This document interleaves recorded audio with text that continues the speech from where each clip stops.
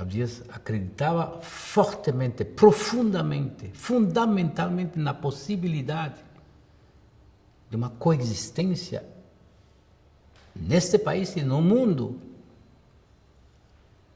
entre todos os grupos étnicos, que eles chegariam um dia a encontrar uma plataforma comum para conviver juntos. E um dia ele será lembrado como um dos grandes forjadores de um pensamento libertário dentro do mundo negro. Eu não tenho dúvida disso, nenhuma dúvida.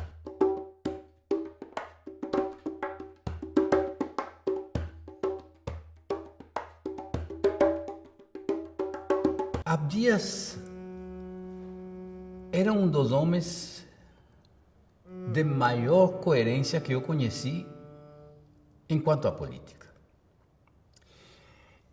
O estranho com Abdias é que ele parecia ter chegado ao mundo feito, o qual não foi o caso com nós, com a maioria de nós, a grande maioria de nós. Ele jogou o mundo como feito, com essas convicções que ele defendeu toda a sua vida, o qual é raro.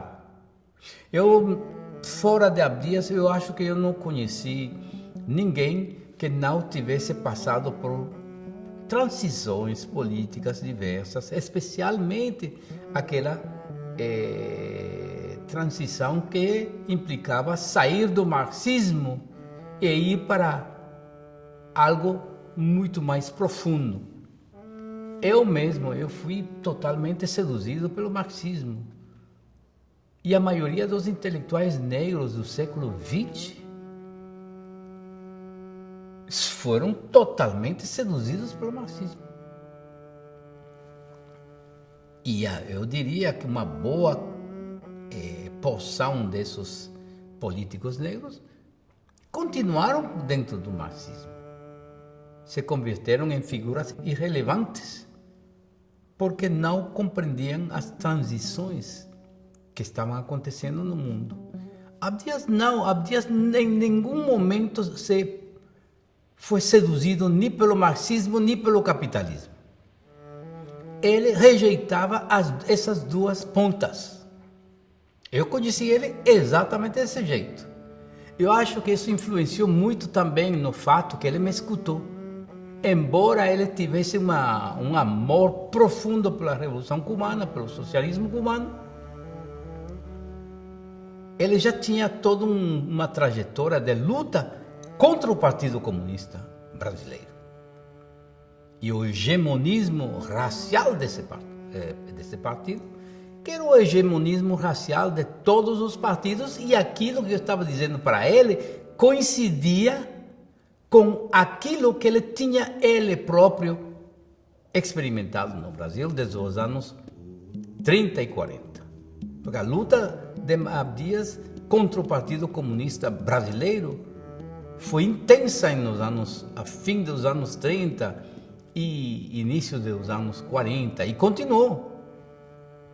Então, ele é um daqueles raros dirigentes que tinham essa coerência extraordinária de não aceitar nem o capitalismo, nem o comunismo, que era uma posição totalmente desconhecida nos anos 40, 50, 60, 70, 80 inclusive até hoje.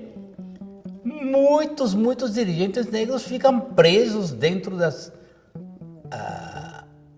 essa armadilha das ideias dessa esquerda.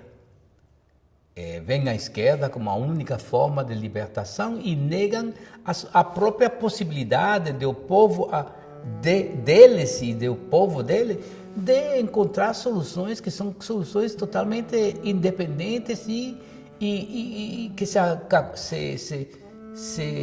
se acordam com a experiência histórica dos povos negros e de outros povos. Abdias sempre viu a opressão como algo multiforme, não como uma questão de classe somente. ele via a opressão de classe como uma forma de opressão que era a forma dominante no mundo. Mas ele sempre colocou ao lado da opressão de classe, ao lado, não dentro, ao lado, ele sempre desvinculou os dois e deu autonomia à questão racial como uma questão histórica, preponderantemente histórica.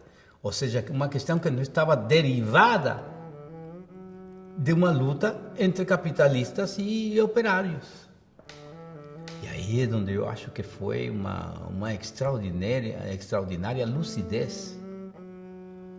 Porque Abdias antecedeu praticamente todos nesse sentido. Porque os outros tiveram todos uma evolução. Por exemplo, aqui no Brasil, e por isso Abdias concentrou contra ele tanto poder de fogo, tanto da direita como da esquerda. Abdias sempre esteve andando numa linha que implicava lutar contra dois inimigos ao mesmo tempo. E ele teve essa visão bem clara de ver que esses dois inimigos, eles se juntavam, se concordavam em algum lugar. Que eles pareciam inimigos laterais, mas que não eram inimigos somente laterais, que atacavam lateralmente, mas que eles representavam uma visão do mundo, que era uma visão única, que era uma visão racial dominante do mundo branco ocidental.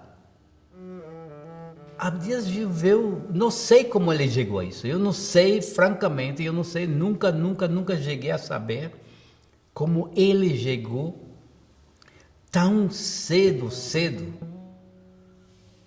a ver que essa bipolaridade ideológica introduzida pela Revolução Russa de 1917 era uma bipolaridade unicamente ideológica, mas que culturalmente não havia bipolaridade entre o capitalismo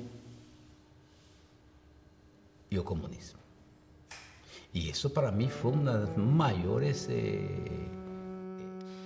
percepções políticas de algum dirigente, de todos os dirigentes políticos que eu conheci.